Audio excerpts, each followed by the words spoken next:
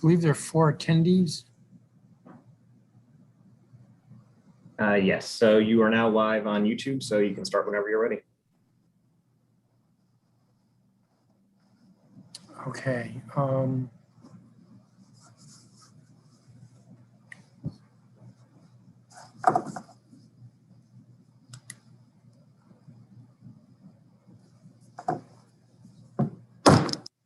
going to order this hearing or roundtable. This is a public roundtable being conducted by the Committee of the Whole of the Council of the District of Columbia. I'm Phil Mendelson, Chairman of the Council and Chair of the Committee of the Whole. Today is Monday, April 26th, 2021. The time is 12:07 in the afternoon, and this is a hearing or roundtable that we are holding with regard to 6 resolutions pending in the Committee of the Whole, 3 of which are to confirm mayoral appointments and mayoral nominations to the Board of Industrial Trades, and 3 of which are appointments by the council. They are PR 24-90, Corrections Information Council Governing Board, and Nkechi Taifa Appointment Resolution of 2021. PR 24-179, Not-for-Profit Hospital Corporation Board of Directors Malika Fair Reappointment Resolution of 2021. PR 24-178, Child Support Guideline Commission Tiana Gibbs Reappointment Resolution of 2021. Those 3 concern appointments by the council, proposed by the council, or by me nominated.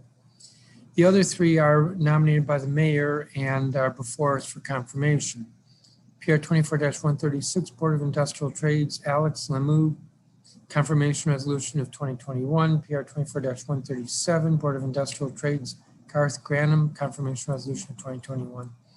And PR 24-138, Board of Industrial Trades, Michael Johnson, confirmation resolution of 2021. The stated purpose of this hearing is to provide an opportunity for the public to testify if there is anyone who wishes to do so concerning the fitness, quality, or unfitness of any of these individuals for the positions to which they've been nominated, as well as an opportunity for the Committee of the Whole to hear from each of these nominees. The record in this matter will close at 5 o'clock on May 3rd. That's to enable the council to, or the Committee of the Whole, to proceed with the markup on May 4th. I understand that there may be a couple of individuals who cannot make it today. One of them is Malika Fair, my nominee for the Not-for-Profit Hospital Corporation Board of Directors. So we will either recess or reschedule for her. With that, I would like to proceed, but there is nobody for me to call on.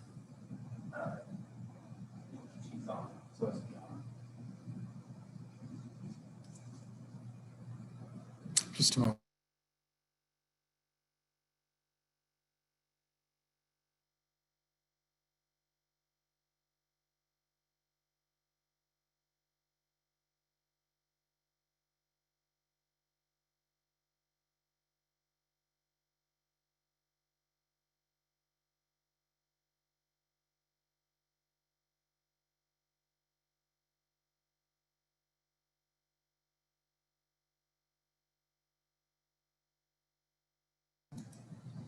I understand that Tiana Gibbs has a somebody has teaching at 12:30.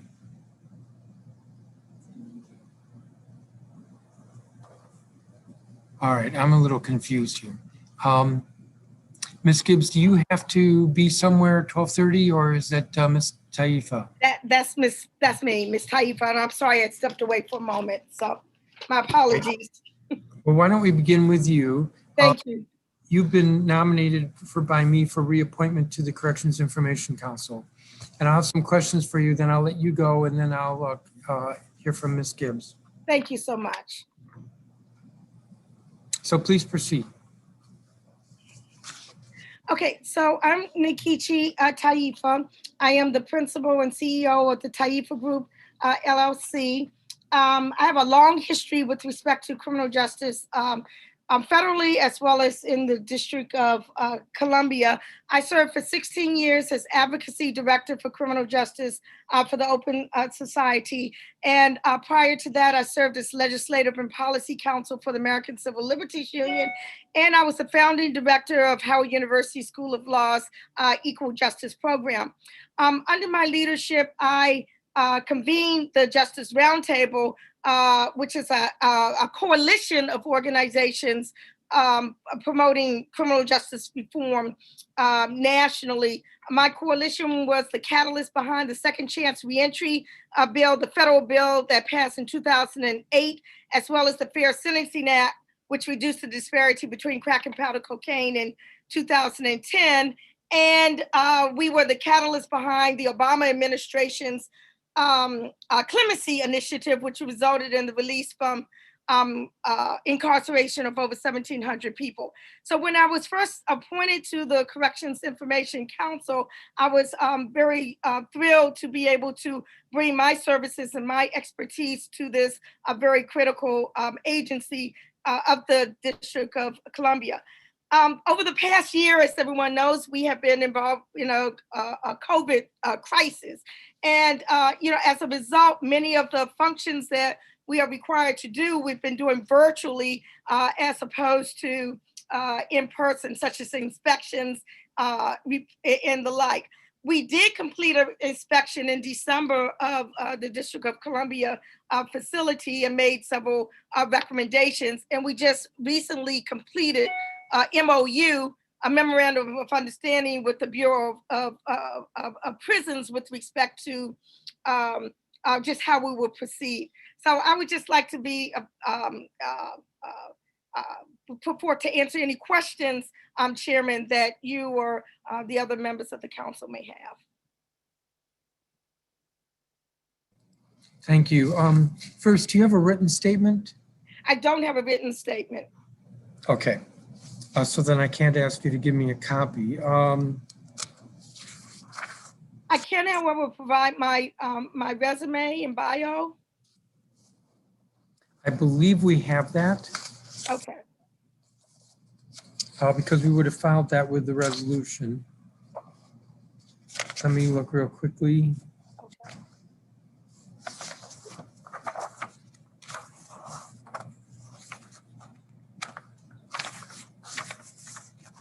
I have a 5-page resume.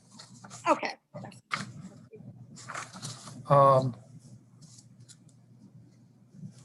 We sent you some pre-hearing questions, I believe. Okay, I didn't see those. I just saw a request to sign up to testify, which I did. I don't recall. My apologies. I don't recall seeing any questions.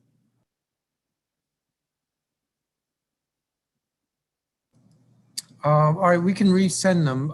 We need you to answer them before we can move forward. I understand. Okay, if they can be forwarded to my email, and I apologize if it got lost within the avalanche of emails. Yeah. Okay. As I said, we'll need your answers before I can move forward. Okay. Do you know of any potential conflict of interest that might arise during your service on the Corrections Information Council? No, there's been no conflict. I don't foresee any conflict. If there should be, I will be sure to bring it to the attention of the council. And do you have any outstanding liability for taxes or other fees, payments to the district or federal? I do not. Okay, so you're current in all of the taxes and so forth.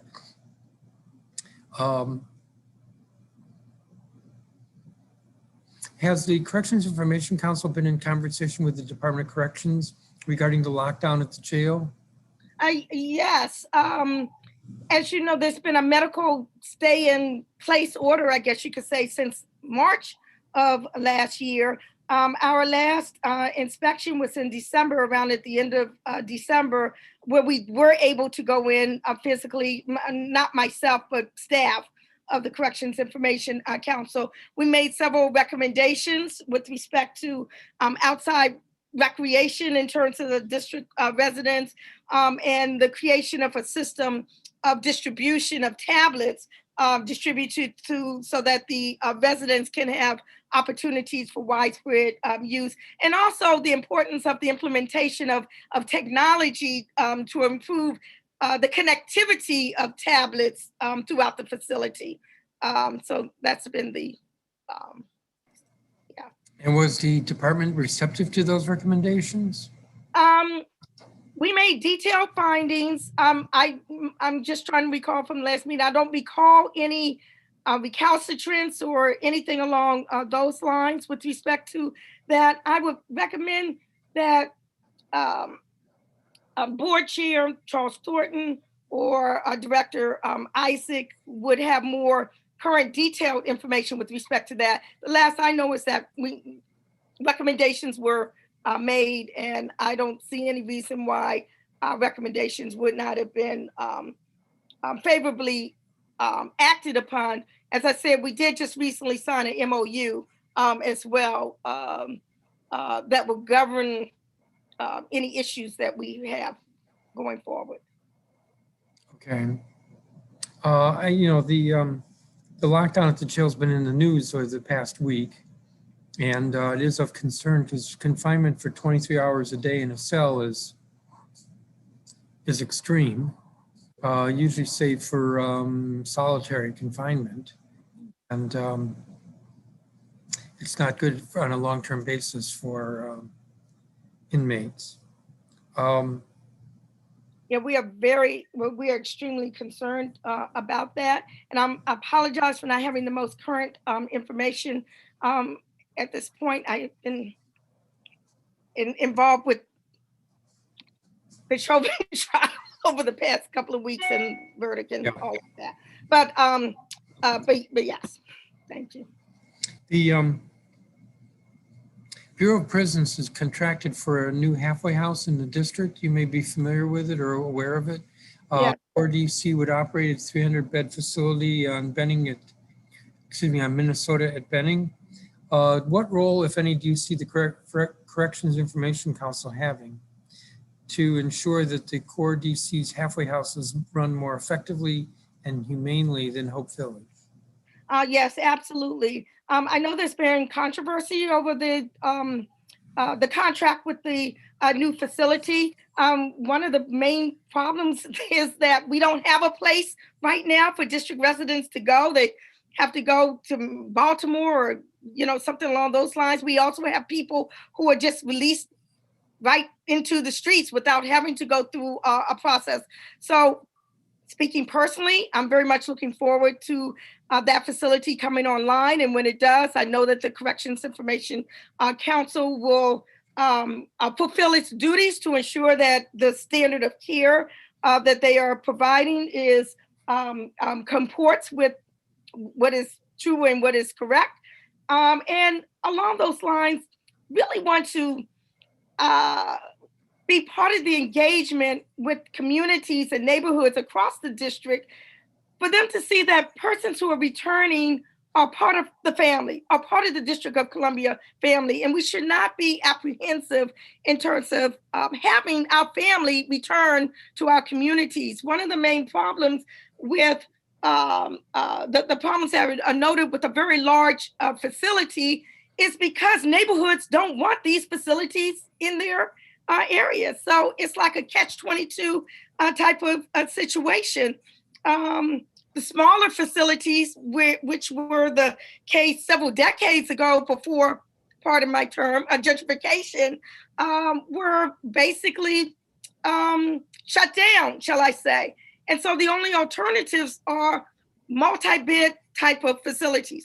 One of the things we do note, however, is that many of the persons who will be returning to the district through a facility such as, I don't recall the name of the new facility that's going to be on Minnesota Avenue, but will be out in the community much of the time in terms of employment services, in terms of, the different things that they're doing to try to get their lives together.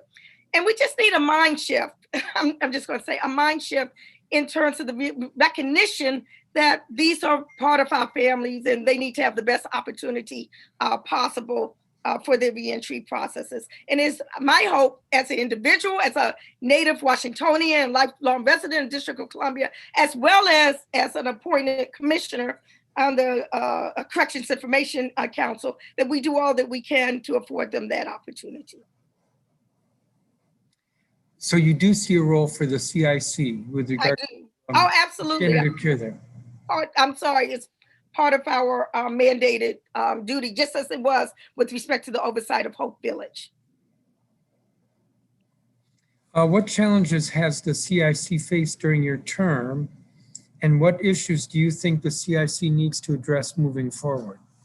So one of the main challenges, I would say, is really coming to terms with respect to an agreement, a memorandum of understanding with the Bureau of Prisons, of which, you know, DC prisoners are sprinkled throughout the system, with respect to just how to govern our what we are responsible for. We've noticed some changes over the past year and a half, I guess you could say, with respect to our understanding of access to federal facilities where District of Columbia residents are housed. Before, we never had a problem being able to tour solitary confinement units. We are having such problems now. We don't know whether that is a result of change in leadership over the Bureau of Prison or change in staffing over the Bureau of Prisons. But we are noticing little things that are restricting access that heretofore we already had. We're very concerned about that. And we're hopeful to really be able to effectuate an updated memorandum of understanding once there is a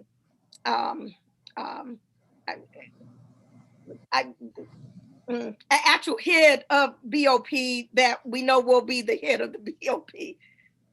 So that's one of the issues that I've seen personally that I hope will change in the future. I'm looking forward to the facilities be opening so that we can continue the in-person visits that we had prior to COVID.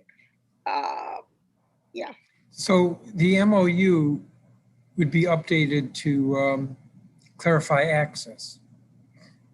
Well, we just signed an MOU, which has some restrictions in it, but we felt it important to go on and get it signed until we're able to get it updated, because we've been operating without one really for a while. And technically, we're not supposed to do inspections, have access to records and the like, unless there's a MOU in place. So, So it's is not that the ideal. The MOU that was signed, in my humble opinion, is not ideal, but it's something to get us through the stages that we're in right now. So is the MOU the only challenge that you see the CIC facing? Well, I won't say it's the only challenge, but I would say that goes a long way in terms of ensuring that we're able to effectuate our statutory duties. We also would love, if it were an ideal world, Chairman Mendelson, to be able to have unannounced visits as opposed to visits that are announced, wherein the Bureau of Prisons can fix up or, you know, do whatever they want to do because they know that there's an outside monitoring body coming in. That's not the case or situation at this time. I do recall from a recent board meeting that we had that we were going to look into various precedents for unannounced visits throughout the system, whether it's federal or agency or state, and see if we can make a cogent argument for the necessity that our visits likewise be unannounced. Yeah, I think that's important. Was there anything else you wanted to add?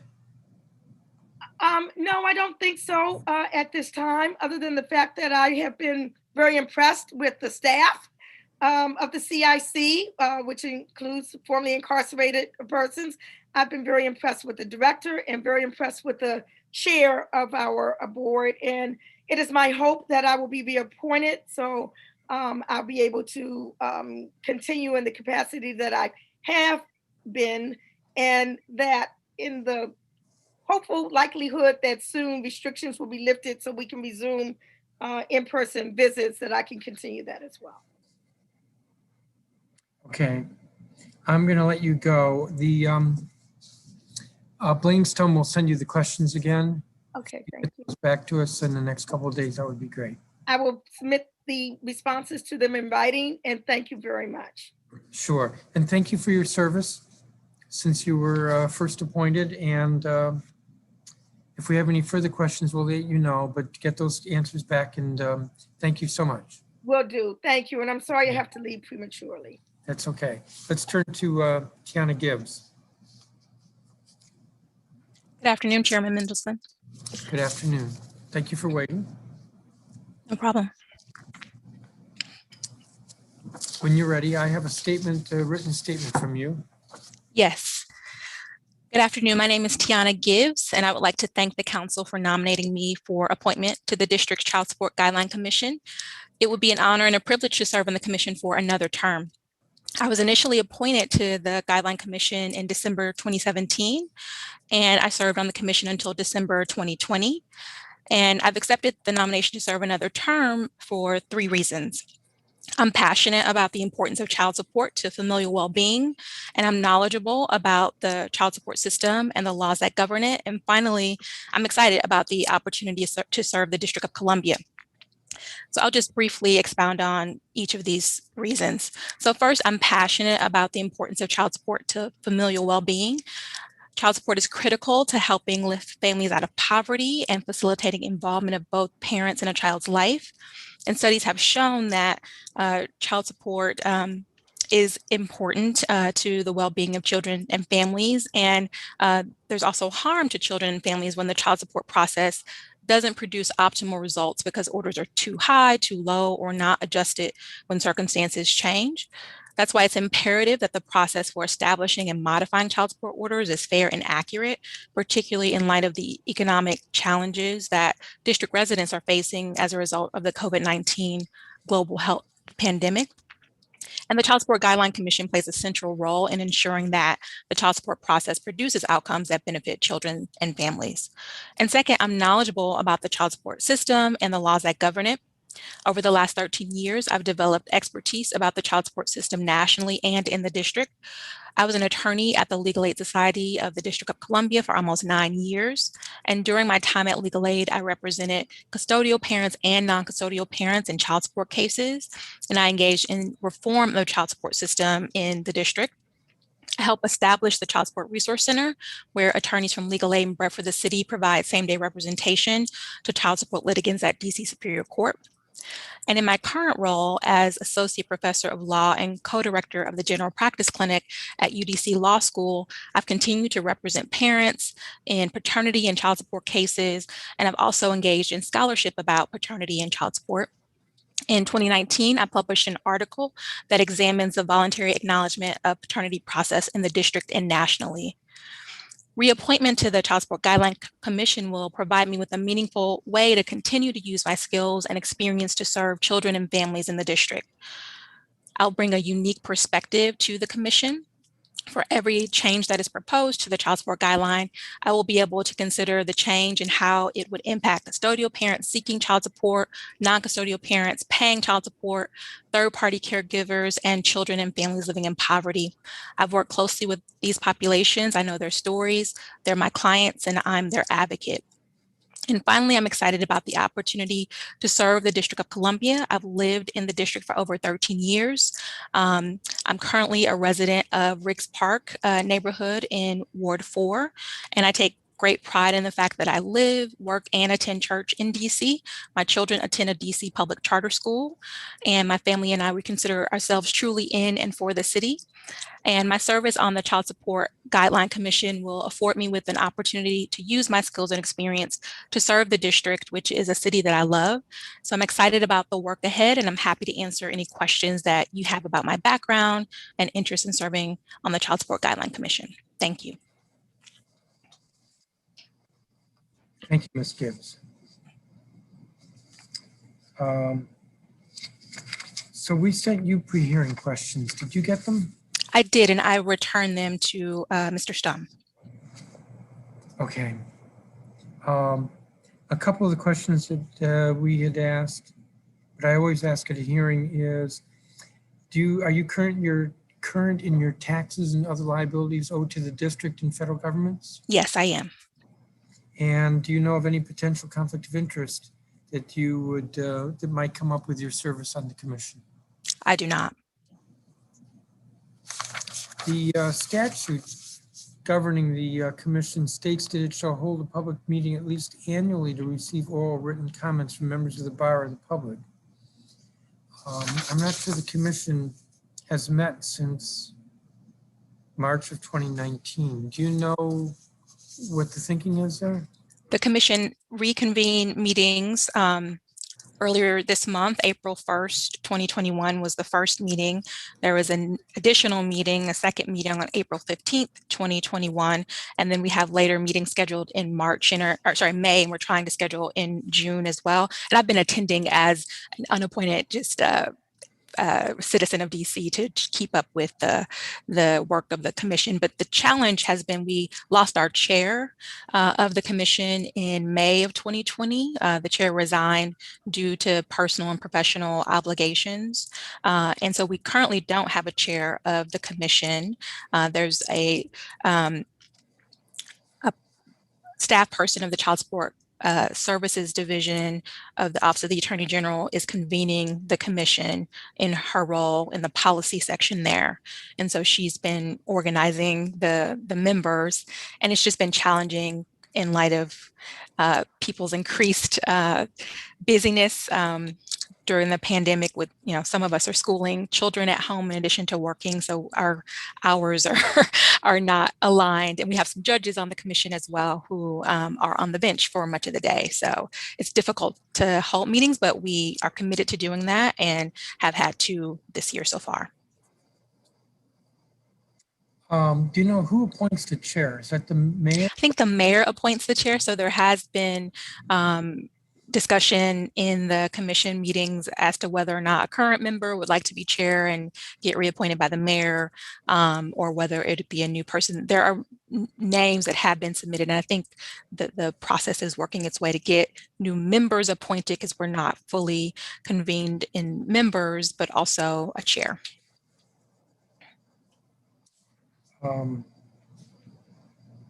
When did you say the meetings were this year? It was, and let me just double check my calendar. My memory is April 1st and April 15th. And that, those 2 are true Thursdays. So those were the meetings. And then meetings scheduled in May. Yes.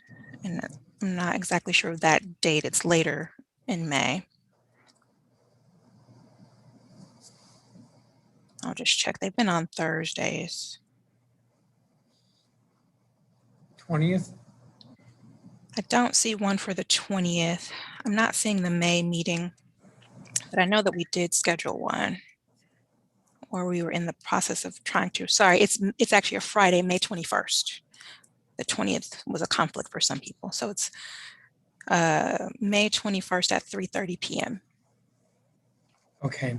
And you were not able to, when your term expired, you couldn't hold over? I wasn't sure about that. I continued to engage with the commission, and I, participated in conversations. I wasn't sure if I was officially still on the commission or if it was just as a member of the general public, but we hadn't taken any votes or anything. And so it wasn't critical. We do have challenges just given the fact that we don't have a full membership. We have challenges with obtaining quorum for meetings, and that has been a challenge throughout, is making sure that we have the requisite number of members present for the meeting for quorum.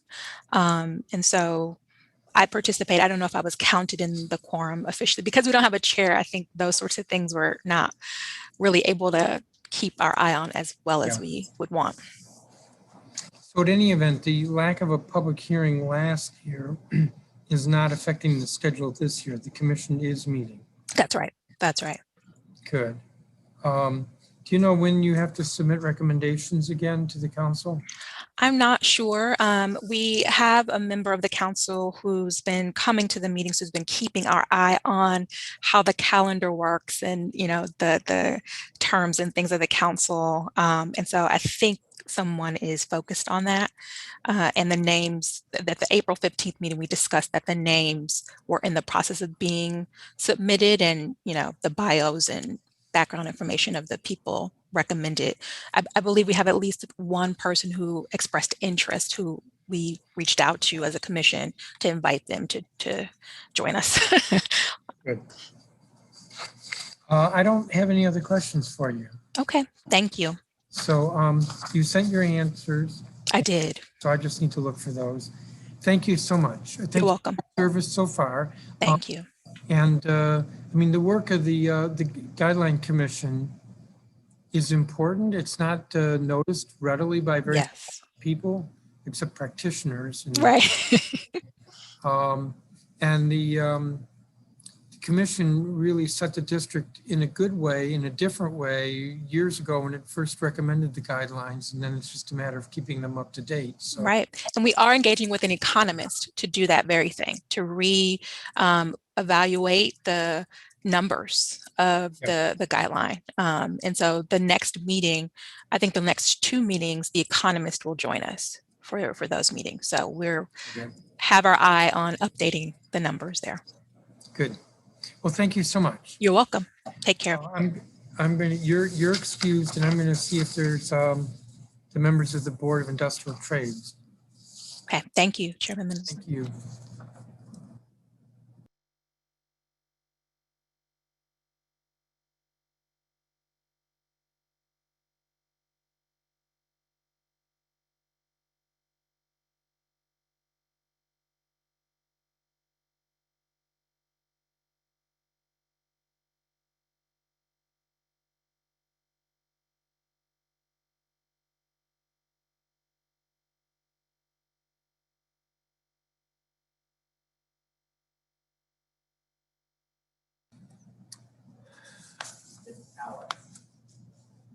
My understanding is that from the Board of Industrial Trades, Alex Lemieux is here by phone. So if you want to unmute yourself and tell us about you, I'll have a few questions for you.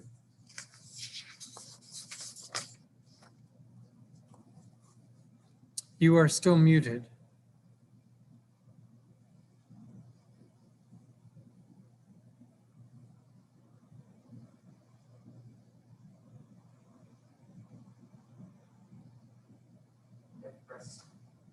*6.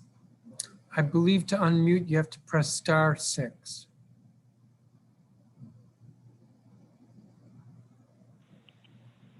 You're unmuted. Yeah, okay. I didn't know that. I'm sorry, Chairman. That's okay. So why don't you proceed? Okay. Do you want me to proceed, Chairman? Yeah, we don't have a statement from you. You've been nominated for reappointment by the mayor as a licensed steam and other operating engineer member of the board. Is that correct? That's correct, Chairman. So if you have a statement, why don't you present it? Yes, I do have, and I've actually submitted the questions also, and also my draft testimony to the mayor's office before the meeting, but they should have it, so I can get started. Hello, everyone, and thank you, Chairman, and I would like to thank the committee for giving me the opportunity to testify, and also thank the mayor for reappointing me to the Board of Industrial Trades. My name is Alex Lemu, and I was born and grew up in a rural town of Ethiopia in Africa, specifically western part of Ethiopia. I'm a graduate marine engineer, and I have over 15 years of extensive experience. I have worked as a marine engineer, stationary engineer, and currently working as a consultant engineer for FM Global Insurance Company. I've been working and residing in DC since 2005. Obviously, as a resident of the district, I am pleased and proud to have the opportunity to volunteer for my city. As you know, the Board of Industrial Trades regulates multiple disciplines, one of which is steam engineers. As a licensed first-class steam engineer with extensive experience as an operator and now as an inspector for boiler and pressure vessels in multiple jurisdictions, including the district, coupled with my engineering background, I think I'm best qualified to serve on the board. I'm also a certified safety professional, certified by the Board of Certified Safety Professionals, which will be an asset for the board and help me promote safety-related issues during my term. In the past 4 years, I have served the board efficiently, dedicating additional time on assignments given to me by the chair and board administrator. Moving forward, I am ready to collaborate and work diligently to ensure that residents of my city are getting quality service from qualified and licensed personnel. I'll be happy to share my full resume in case you need to review. Thank you, and I'll be glad to answer any questions or concerns. Thank you, Chairman. Thank you. How do you pronounce your last name again? It's L-E-M-U, Lemu. Lemu. Yes, sir. Yes, sir. So I was close. That's close. Yes, sir. When were you first appointed to the board? It is in 2016, end of 2016. And how would you say the board is working? Is it working well? Do the members work well together? Yes, we do really work very well. Yeah, that is really, I mean, sometimes there could be no quorum, but that's very rare. Other than that, it's really smooth and working very well as far as I know for the last 4 years. And we've been working through the pandemic also by phone and Zoom. So there wasn't a lot of interruption of the meeting. So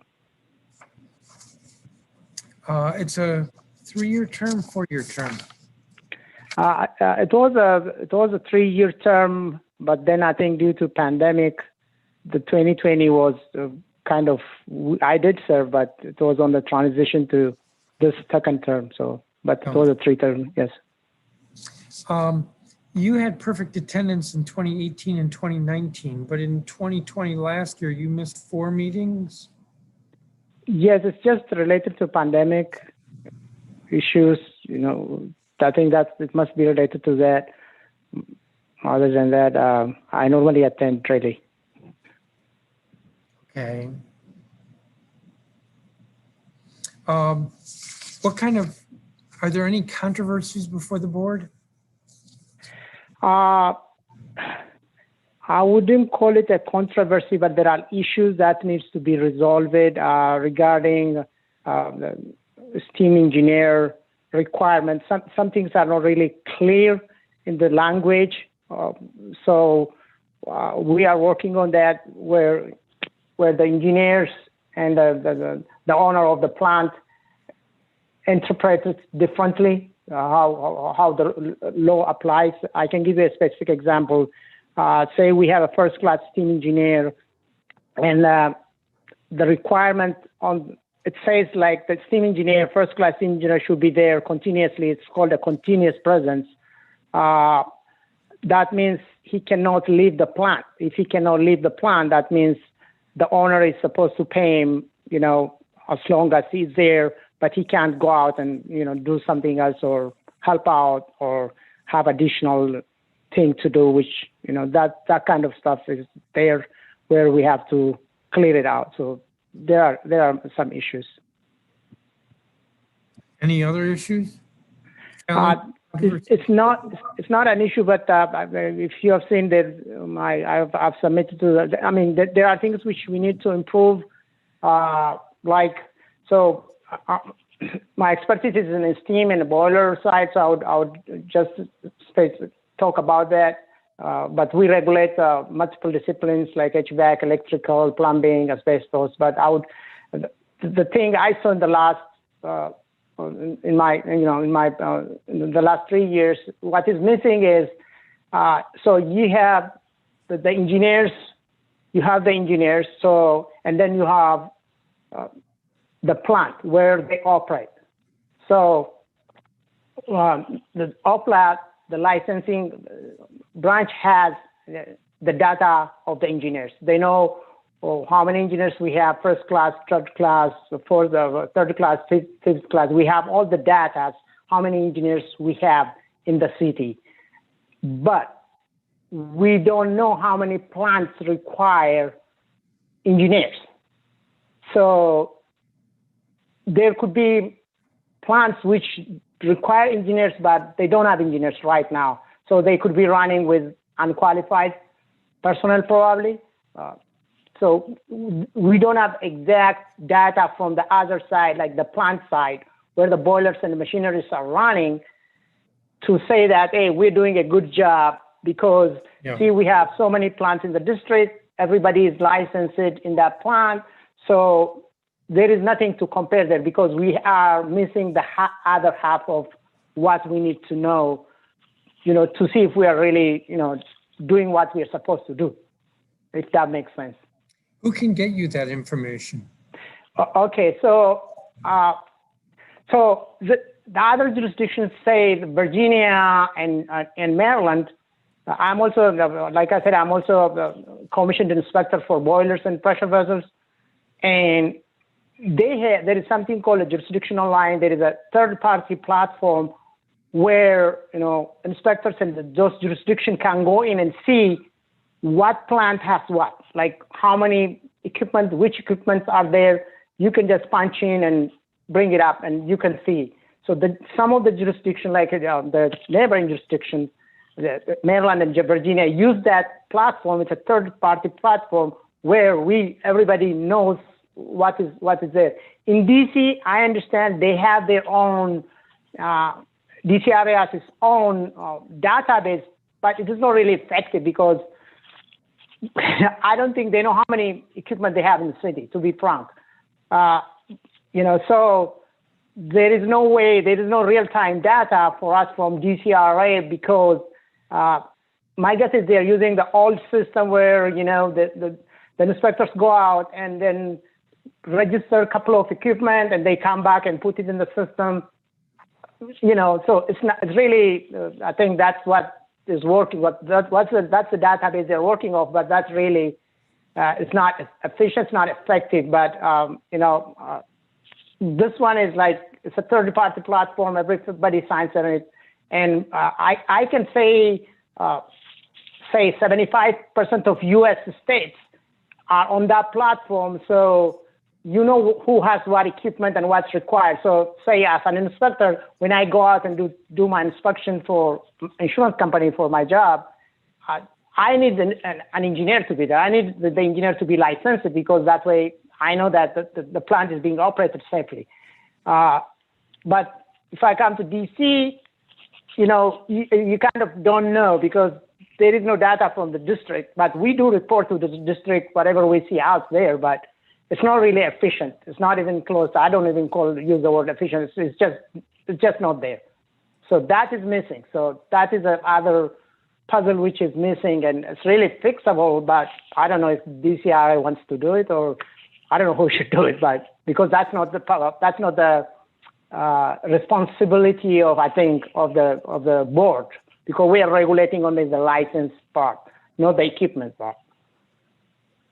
Yeah. So I made it longer, sorry. Has the board, though, formally communicated this concern to DCRA? Not really. I mean, the problem is like, you see, everybody is in his own lane. Like, this is not, this, yeah, okay, the board's duty is to regulate the licenses, and, and there is no way they would know. The reason I know is because of my job, that since this big item is missing. So Yeah. there is no way for the board to know. It's not in their lane, it's not in their lane at all. So because I'm in both lanes, I work in both lanes here and there, and I know these two should be combined like any other state. Say in Maryland, they have licenses, you go out, there should be a licensed engineer out of the gate. In New Jersey, you go out. In fact, in New Jersey, it's unlawful. If there is no license posted, we can't do even an inspection. It's that far, they go that far. So that part is missing really in DC. I mean, and the other thing is, see, they are collecting, DCRA is collecting money for each equipment inspected, like $50. Every pressure vessel, every boiler, they collect $50 each. I am thinking now, if they collect everything there, even from the insurance companies, they would collect a lot of money. That's how I think, to be honest with you. I'm like, because there is a lot of objects right there. We inspect, other insurance companies inspect and submit the report to DCRA. Do they collect the money? I'm not sure, but even if they collect, it's not going to be efficient the way the other jurisdiction collect money. So it has a lot of benefits, I guess, if they sign on this website. I don't know how much they have to pay for that third-party platform, but it's more efficient. They know when equipment is due for inspection, who is doing what, who is a contact, if there is a licensed engineer or not. It's out there. The data is really out there. For the district, the data is there. I mean, we have the data now, say like 80%, 75%.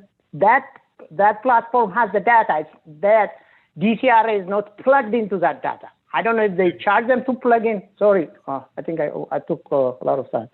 Yeah, so that's the thing. I don't know if I answered your question, Chairman. No, that was helpful. So let me ask you a couple other questions. Sure. Service on the board, have there been any conflicts of interest? No, absolutely not. And are you current in your taxes and fees and payments to the district and the federal government? Yes, I am.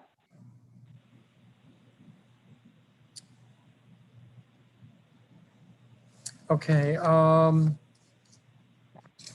I'd asked you at the beginning about your statement. You said you provided that to Mr. Walker's office, so we'll have to get it from him. Yes, and the questions also answered. And in fact, I did put this the issue I stated now that it is there in that statement, the question and answers provided. I do not have any other questions for you. Okay, thank you, Chairman. Amu. I'm thinking what I'm going to do, because two other nominees to the Board of Industrial Trades, Garth Granum and Michael Johnson, and neither of them are here. And Malika Fair had indicated that she could not attend today because she has an appointment renewing her license, which is important. So I'm going to have to continue this hearing. So this is what I'm going to do. I'm going to recess this hearing, but for the witnesses, the nominees from whom we've already taken testimony, I believe one still has to get us answers to the questions. Provided we get those, we'll move forward with the three next Tuesday, May 4th. And with the other three nominees subject to today's hearing, we will recess this hearing and continue. We will schedule a recessed hearing, meaning a new hearing, and we will announce that shortly. So that's going to conclude this hearing. Again, we will move forward with the three on May 4th, and the other three will be scheduled for a new date. The time is 12:55 p.m. and this hearing is recessed.